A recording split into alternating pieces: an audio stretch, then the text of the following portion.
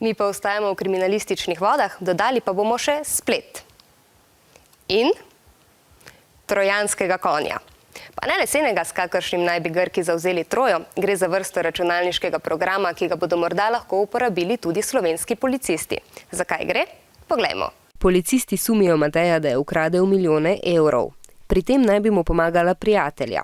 O ropu naj bi se dogovarjali po elektronski pošti. Elektronska pošta pa se, če imamo poseben ključ, ko kliknemo gumb pošlji, šifrira. To pomeni, da se tisto, kar piše v Matejevi elektronski pošti, spremeni v posebne šifre, zato policija tega ne more razumeti in preiskati. Policija prav tako ne more preiskovati drugih osumljencev v Sloveniji. Zato je Ministrstvo za pravosodje predlagalo zakon, s katerim bi lahko policija na računalnike oseb, ki jih sumi česa res hudega, skrivaj namestila poseben program Trojanski konj.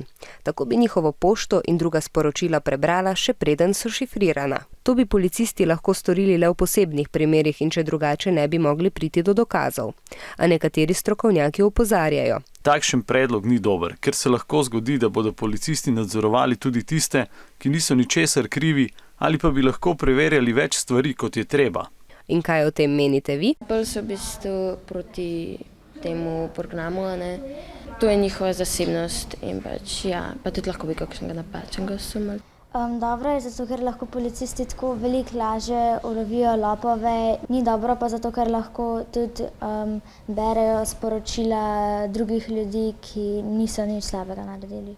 S predlogom zakona, ki pravi, da bi policisti lahko v posebnih primerih okužili računalnike tistih, ki jih sumijo hudih kaznivih dejanj, se zdaj ukvarjajo strokovnjaki. Potem pa bodo o njem govorili še poslanci.